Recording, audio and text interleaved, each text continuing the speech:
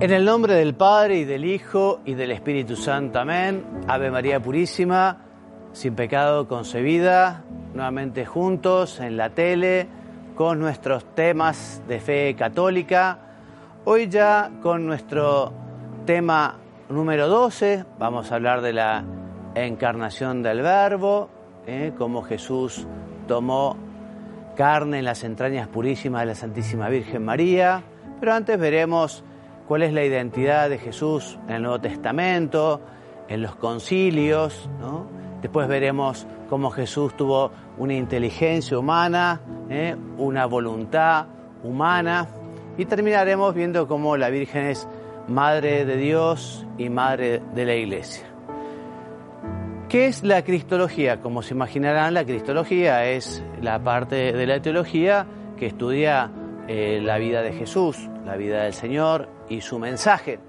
Y la fuente principal de la mariología es, en primer lugar, los evangelios, pero también todo el Nuevo Testamento, en las cartas de San Pablo, las cartas de San Juan, los demás textos, ¿no? Ellos, como veíamos también en su momento, lo que hacen es recoger el mensaje esencial del Señor. ¿Se acuerdan que decíamos que los evangelistas, por ejemplo, no le dan tanta importancia a la cuestión cronológica, por ejemplo, o de los lugares, sino que fundamentalmente lo que quieren es transmitir el núcleo del mensaje del Señor, que, como dirá San Juan, si se hubieran escrito todas las cosas que enseñó Jesús, no alcanzarían los libros, ¿no?, para contenerlos. Así que es para dar gracias a Dios, gracias a Dios que nos dejó su palabra en la Biblia, en el Nuevo Testamento. Vos sabés que allí está todo y solo lo que Dios quiere en la Sagrada Escritura.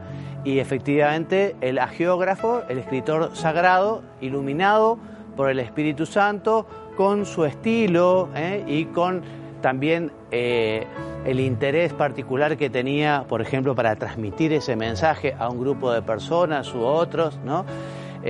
También tiene esa característica del Evangelio, ¿no? Una cosa es el Evangelio dirigido a los judíos, donde se hablaba especialmente del Mesías, del Emmanuel, del esperado. Otra cosa, en cambio, es el Evangelio dirigido a los que no pertenecían al pueblo de Israel, ¿no? Aquellos que efectivamente, romanos, griegos, etc. Entonces, el Evangelio nos muestra la vida de Jesús, ¿no? Y ellos se interrogan sobre ellos y se preguntan, ¿no? ¿Quién es esta persona? ¿Quién es este hombre que ha dejado este rastro tan impresionante? Ellos estaban perfectamente persuadidos de que se trataba del Hijo de Dios, del Mesías, del Emmanuel, del esperado, del deseado. Ellos pensaban perfectamente que Jesús vino para salvarnos, ¿no? Y de hecho era la conducta que percibieron los primeros cristianos. Los primeros cristianos alababan a Jesús, cantaban himnos, se reunían los domingos para celebrar su memoria en la Eucaristía. Y así, efectivamente, nos vamos enterando de un montón de cuestiones, porque ustedes se acuerdan que los evangelios tenían 3 etapas, ¿no? O sea, una primera etapa en los cuales quienes lo escriben, o por lo menos la mayoría, son testigos oculares de la enseñanza de Jesús, un periodo en el cual es especialmente importante la memoria. Luego está toda la predicación, un tiempo de predicación, ¿no?, hasta que efectivamente se toma la decisión de poner por escrito aquello que se había escuchado, aquello que se venía predicando, aquello que se venía enseñando.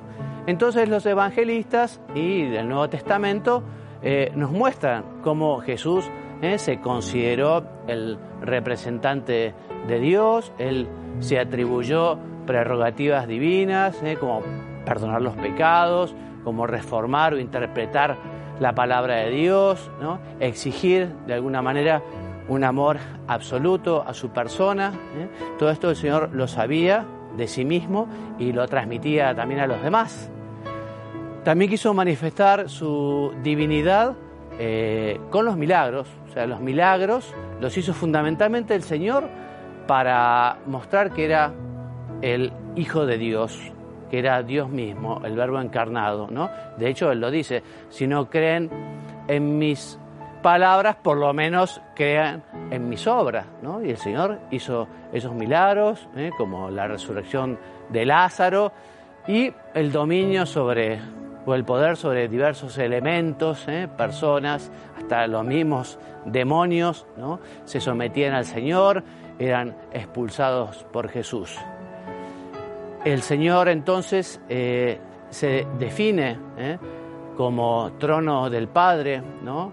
Y Él, después de resucitar, nos envía al Espíritu Santo. ¿Se acuerdan? Él decía, es necesario que yo me vaya, porque cuando yo me vaya, les enviaré el Paráclito, el Consolador, el Espíritu Santo, que efectivamente fue quien les dio esa fortaleza, esa luz, les quitó ese miedo terrible, y ya los apóstoles salen a predicar y a enseñar, sin miedo a la vida, sin miedo a la muerte, ¿no? También en Jesús se cumplen muchas profecías. O sea, Él no solo hizo profecías que se cumplieron, una importante fue la de la resurrección. Si Cristo no hubiera resucitado, vana sería nuestra fe. También profetizó el derrumbe de Jerusalén, ¿no? Por el cual lloró tristemente. Y en el Señor también se cumplen en Él muchas profecías, ¿no? Y como dice también la Escritura, bueno, para que se cumpliera lo que dijo el profeta, tal cosa, ¿no? San Pablo expresa la divinidad de Jesús, también San Juan diferencia, ¿no? Distingue lo que es el Padre de la palabra del Padre, de la palabra del Padre. O sea que como efectivamente esa palabra estaba en Dios desde siempre, ¿no? Y era Dios misma esa palabra, pero distinguía el Padre de la palabra, porque ya veremos cómo efectivamente es en el Nuevo Testamento cuando se revela de un modo cabal, de un modo más claro, la Trinidad. O sea, en el Antiguo Testamento queda claro que Dios es creador, es todopoderoso, ¿no? Pero quedará muy claro con la venida de Jesucristo que Dios es Padre y que Dios es uno en tres personas, Padre, Hijo y Espíritu Santo. Bueno, hemos visto un poquito la identidad de Jesús, cómo se percibía Él, que se percibió siempre el Hijo de Dios, era consciente de su misión, se sabía enviado por el Padre para redimir a los hombres. Vamos a ver los primeros concilios. Los primeros concilios surgen justamente cuando de pronto alguien comienza a predicar o enseñar algo que no corresponde, digamos, al Evangelio, al mensaje de Jesús. Entonces, cuando el obispo local, de alguna manera aquello le supera, se reúne con los otros obispos para deliberar, para estudiar y para ver, ¿no?, si esa predicación era acorde al mensaje del Señor o no. Bueno, uno de los primeros herejes fue Arrio. Arrio vendrá a decir que Jesús fue menor que el Padre, por eso fue capaz de encarnarse, pero quedará claro con el concilio de Nicea, el primero del año 325, que define que Jesucristo es igual al Padre. Y aquí surge el credo. ¿Se acuerda de ese credo que rezamos? El credo niceno-constantinopolitano. Surge para enunciar las verdades fundamentales de nuestra fe. Y allí se afirma que Jesucristo es Dios de Dios, luz de luz, Dios verdadero, de Dios verdadero, engendrado, no creado, de la misma naturaleza que el Padre, por quien todo fue hecho, etcétera, etcétera, etcétera. Entonces, el Padre y el Hijo comparten la misma y la única divinidad y por lo tanto tienen la misma dignidad. Padre, Hijo y Espíritu Santo. Nestorio, tiempo después, patriarca de Constantinopla, él reconocerá a Jesús como una persona, un hombre que nació en Palestina, que murió en la cruz, etcétera, etcétera. Pero ese Jesús no podía ser Dios, porque decía Nestorio que la palabra eterna es inmutable y no puede nacer como un ser humano. Él mismo dirá también que, por lo tanto, la Virgen no sería la madre de Dios. La Virgen sería la madre de Jesús, la madre del hombre. el Concilio de Éfeso, año 431, sostuvo que la segunda persona de la Santísima Trinidad, la palabra de Dios, se había hecho carne, es decir, había hecho suya su naturaleza humana. El Verbo asumió la naturaleza humana. Por lo tanto, Jesús es verdadero Dios, de la misma naturaleza que el Padre, pero también es verdadero hombre, verdadero Dios y verdadero hombre en la persona de el Verbo, que ya lo veremos ahora. Entonces, Jesús es un único ser, y no son dos realidades distintas como sostenía Nestorio, ¿no? El pueblo además se alegró y salió a la calle cuando el concilio dice que la Virgen es verdaderamente Madre de Dios, ¿no? Como la Virgen es Madre de Cristo, Madre de Jesús, y Jesús es Dios, por lo tanto, la Virgen es Madre de Dios. No es que le haya dado la divinidad, ni mucho menos. Es como también se puede llegar a decir, la madre de una persona que fue elegida para presidente, ¿no? No le dio la presidencia, pero ella es la madre del presidente, porque dio a luz al que eligieron para ser presidente. Bueno, la Virgen es verdaderamente la Madre de Dios. Entonces, cuando hablamos de Jesús, nos referimos al Verbo que existió desde siempre, desde el inicio, pero que ese Verbo toma la naturaleza humana, la hace suya y se hace hombre. A esto lo llamamos, a este misterio, porque es un verdadero misterio, lo llamamos unión hipostática, o sea, unión en la persona. Es la persona, es una sola persona, la persona del Verbo, la segunda persona de la Santísima Trinidad, que es Dios y que es hombre. 20 años después, en el Concilio de Calcedonia, se afirmará que Jesús existe eternamente como el Verbo, volvemos a repetir, y como hombre en el tiempo, y por lo tanto verdadero Dios y verdadero hombre, perfecto Dios y perfecto hombre, ¿no? Y luego los concilios posteriores vendrán a profundizar en estos temas, ¿no? Entonces luego se dirá que efectivamente Jesús, si es hombre verdadero, tendrá una inteligencia humana, una razón humana, un pensamiento humano, además del pensamiento divino, ¿no? Y también tendrá una voluntad humana, ¿no? Pero antes de profundizar en estos temas, vamos a ir ahora a un corte. Vamos a ver el video del Papa, un video del Papa sobre los educadores. Quiero proponer a los educadores que añadan un nuevo contenido a la enseñanza, la fraternidad.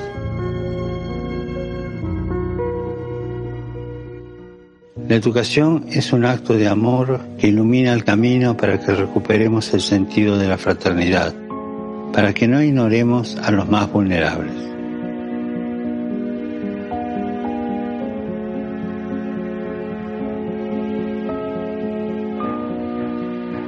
Si el educador es un testigo que no entrega sus conocimientos mentales, sino sus convicciones, su compromiso con la vida.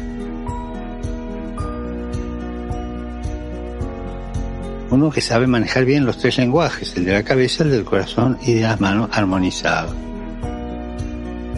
Y de ahí la alegría de comunicar. Y ellos serán escuchados mucho más atentamente y serán creadores de comunidad. ¿Por qué? Porque están sembrando este testimonio. Oremos para que los educadores sean testigos creíbles, enseñando la fraternidad en lugar de la confrontación y ayudando especialmente a los jóvenes más vulnerables.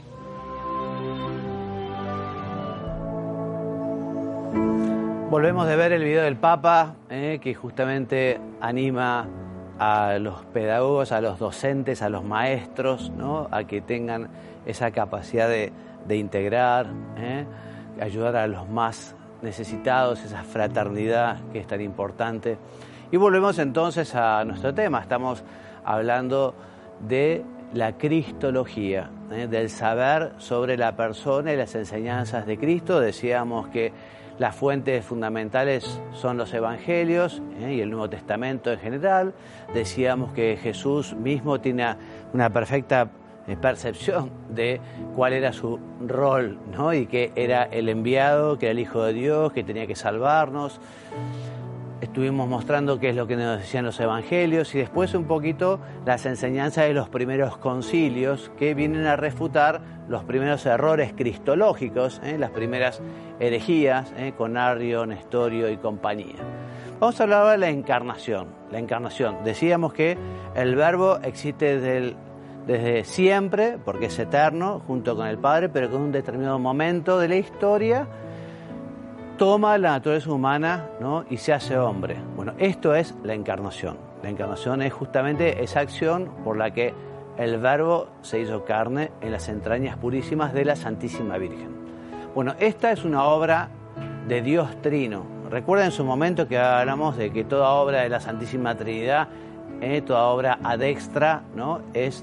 Pertenece a las tres divinas personas, ¿no? Que tanto el Padre, el Hijo y el Espíritu Santo son los creadores, o crearon, tanto el Padre. La redención es obra de la Trinidad, la encarnación es obra de la Trinidad, la santificación es obra de la Trinidad. Entonces les decía, el Padre envía a su Hijo amado al mundo, es decir, el Hijo entra en el tiempo y hace suya la sustancia humana, la humanidad, que el Espíritu Santo suscita en el seno virginal de María. La Santísima Virgen concibió por obra y gracia del Espíritu Santo, no conoció varón en el sentido sexual de la palabra. Entonces la palabra de Dios, que existía eternamente, comienza a existir ahora como hombre en la historia, ¿no? Ese Hijo único de Dios se ha hecho hombre para nuestra salvación. Esa fue la misión, ese fue el motivo, ese fue el porqué de la encarnación. Por eso es muy lindo celebrar la Navidad, muy lindo celebrar el nacimiento o la encarnación 6 meses antes, ¿no? Pero sobre todo el motivo de la encarnación y del nacimiento de Jesús es para la salvación, lo que celebramos en la Pascua, la muerte, la pasión, muerte y resurrección del Señor, ¿no? Les decía entonces que aquellos concilios continuaron profundizando en aquellas verdades fundamentales y nos dirán que Jesucristo tenía un conocimiento humano y una voluntad humana, ¿no? O sea que obviamente si es verdadero hombre no puede no tener un conocimiento, una inteligencia, una razón.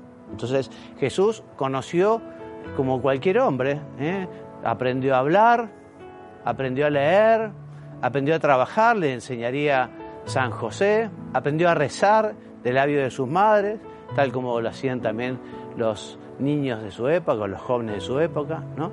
O sea, Jesús, perfecto hombre, y también como hombre, te decía, tenía conciencia de ser el Hijo de Dios, de ser enviado. ¿Se acuerdan el episodio de los 12 años cuando se perdió? ¿Acaso no sabían? Le respondió a sus padres que tenía que hacer la voluntad del Padre, ¿no? O sea, una respuesta impresionante la de Jesús.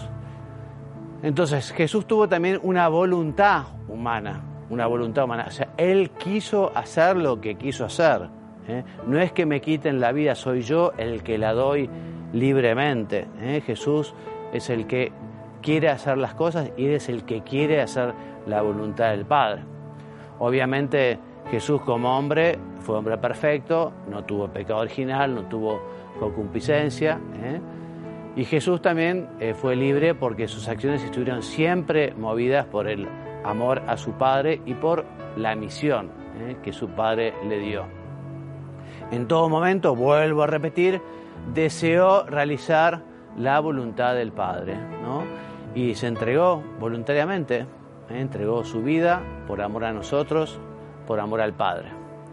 El valor del misterio de la encarnación. Entonces, rezamos en el credo rezamos los domingos, se encarnó por obra y gracia del Espíritu Santo y nació de Santa María Virgen. O sea que Jesús es hombre, es uno de nosotros, pertenece a nuestra raza, tiene un corazón y un alma humana. Jesús sufrió, murió y resucitó. El Verbo, como decíamos, tomó nuestra condición humana, ¿no? Y todos los actos que Él realizó tienen esa característica que es la de ser todos actos redentores. Él nos redimió en la cruz, ¿no? En la cruz, muriendo en la cruz, derramando hasta su última gota de sangre, pero también todas sus acciones anteriores, ya desde niño, tienen esa fuerza, ¿no? Redentora, esa fuerza de la misión para la cual Jesús vino al mundo. El Señor ha ratificado durante toda su vida, y especialmente la vida oculta, ¿no? Cómo se santifica lo ordinario, el trabajo, la vida de familia, ¿no? Y justamente Él lo dijo, ¿no? Se convierte en nuestro camino, a Dios, al Padre. Vamos por Jesús. Yo soy el camino, la verdad y la vida, nos dice el Señor.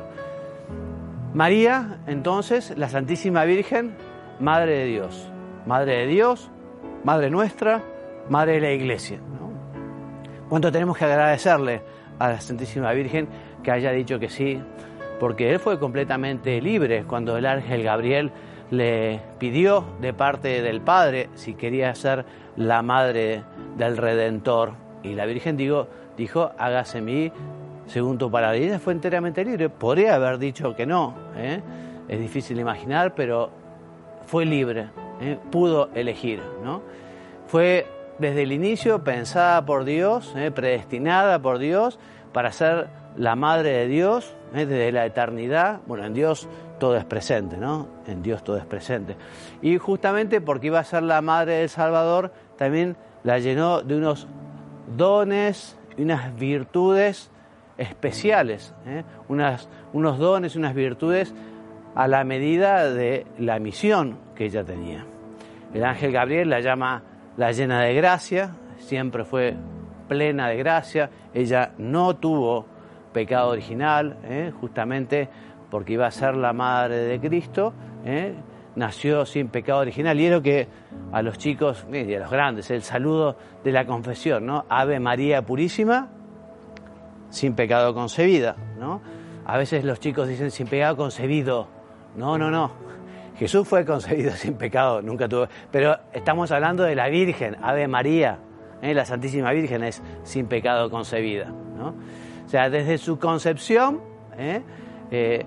fue inmaculado. Este es el dogma del año 1854.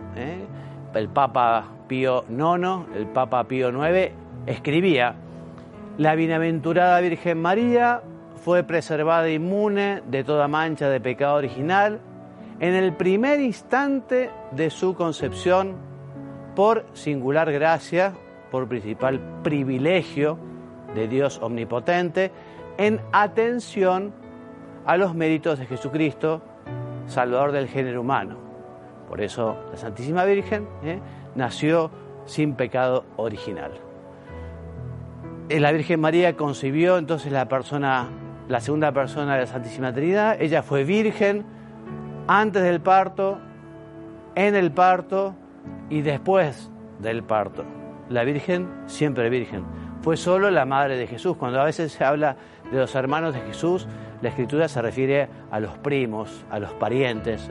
Hay muchos textos de la Escritura que se habla justamente de parientes y primos llamándolo hermanos, ¿no? Pero no eran hijos de la Santísima Virgen. La Virgen solo lo tuvo a Jesús, y fue siempre virgen, ¿no? Decíamos, Jesús fue concebido por el poder del Espíritu Santo y sin intervención de varón. La Virgen fue asunta al cielo, la fiesta de la Asunción. Hablamos de Asunción de la Virgen y hablamos de ascensión de Jesús, porque Jesús sube a los cielos por su propio poder. La Virgen es subida al cielo por el poder de Dios.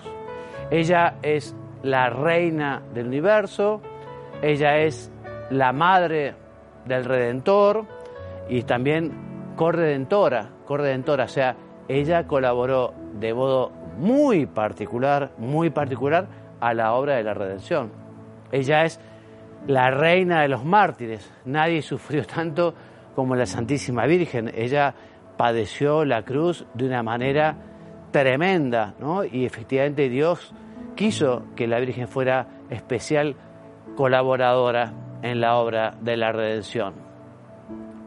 En el momento de la muerte, Jesús nos deja herencia, nos deja como herencia a su madre por madre nuestra. Cuánto tenemos que agradecerle, ¿no? Gracias, Señor, porque nos dejaste a tu madre como madre nuestra. Gracias, madre nuestra, por haber aceptado también esta maternidad, y gracias por esos cuidados que nos venís dando desde siempre. La Virgen está tan cerca y a ella tenemos que acudir para que interceda por nosotros ante Jesús, ante el Padre. A ella le rezamos justamente para que nos conceda algunas gracias, algunos favores, ¿no?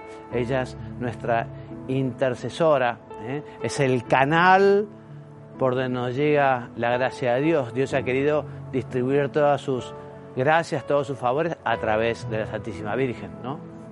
Y también la Virgen es tipo y modelo de la Iglesia, es modelo de la fe, es modelo de la caridad, a quien tenemos que imitar y a quien queremos imitar. También es madre de la Iglesia, y es honrada con un culto especial. Ustedes saben que solo a Dios se le da el culto de latría, por ser quien es Dios, ¿no?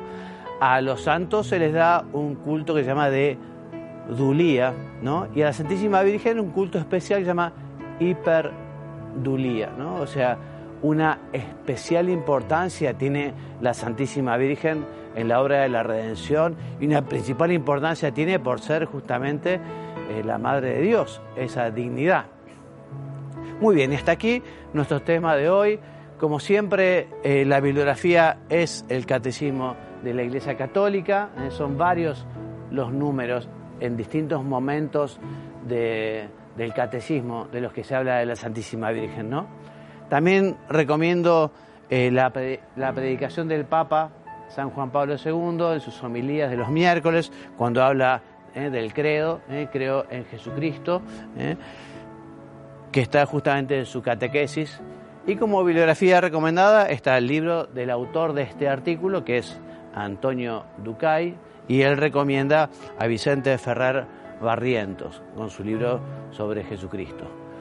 Como siempre, van a encontrar los programas que hemos ido desarrollando en la Tele Pi, en YouTube, ¿no? O también en Instagram y también en la página de la tele, que es www.latelepí.com.pi. Bueno, entonces hasta aquí nuestro programa de hoy. Hoy especialmente agradecidos al Señor por haber venido, por habernos recibido, por habernos redimido. Especialmente gracias, Señor. Especialmente gracias a la Santísima Virgen por haber querido ser la Madre de Dios, por haber sido también Madre nuestra. Cuánto tenemos que agradecer a la Santísima Virgen. Así que bajo su advocación ponemos también nuestros buenos deseos, nuestras buenas intenciones, y me despido enviándoles la bendición. Que Dios los bendiga y los haga muy santos. Amén.